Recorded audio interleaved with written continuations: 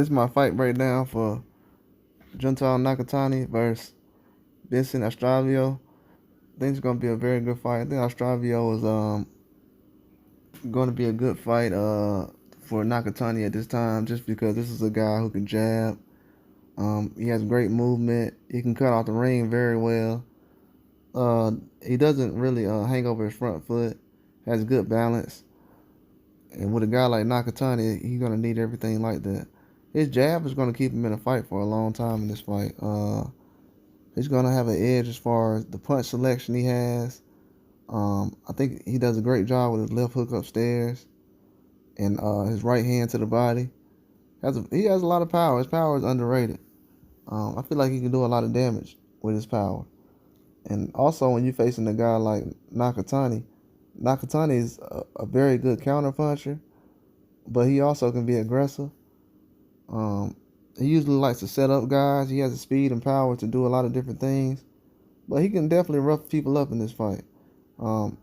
He definitely fights at a distance, but his jab, he's actually a southpaw, so he's gonna be going against the orthodox.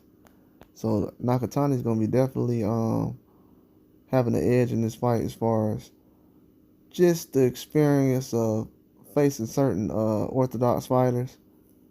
I feel like he's had a lot of success against certain guys, and with a guy like Astrolabio, it's gonna be a very good opportunity for him to just let him be aggressive and run into certain shots.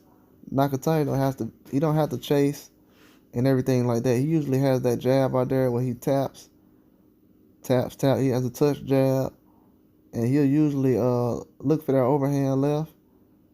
His body work isn't something that he relies on just throughout the whole fight, but he'll definitely throw a lot of uppercuts. His uppercut is a very good punch that is very underrated. And if a guy tries to rush in and be too aggressive with an uppercut, he's going to let it go. With an uppercut, he will let it go. But his combinations overall is not so much as far as just him letting punches off, because he let a lot of his punches matter. He sits on his punches very well. He's so aggressive in his fighting style that he's balanced. You can see where his power comes from his legs and from his hips. He turns his punches over, and once he gets going, he'll definitely start going to the body. He'll throw right hooks to the body. He'll throw that overhand left. He'll throw a left hook upstairs. He throws a good uppercut with the left hand. He steps into it with the left hook to the body. Sometimes it looks like a straight left, but it's kind of like a corkscrew, screwdriver almost to the body with his left hook. So he can definitely work those things out.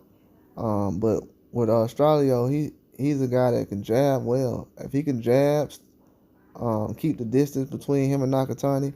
I don't feel like a lot of guys try to rush in and be aggressive with Nakatani, but that's not a good it's not a good thing, because Nakatani, they try to smother his punches. He can punch from a distance, he can punch close in, and that's the difference between him and a lot of other fighters. He fights at a distance and close in. So if you want to pick which either way, it might turn bad. It might turn bad. So with Astrolabio, a guy who likes to trail and pressure, he cuts out the ring very well. So he can kind of put Nakatani in a tricky situation. But I think Nakatani is going to have enough in his arsenal to put him away. It's going to be a very good fight. I think it'll end in a knockout. I would say the 7th round. I think Nakatani is just going to have too much. And Astrolabio, he's going to have enough to last a lot of rounds. But after a while, Nakatani is not going to respect his fighting style and what he's going to be bringing to the table. And I think he's going to end up stopping him. But that's all I got. Like and subscribe.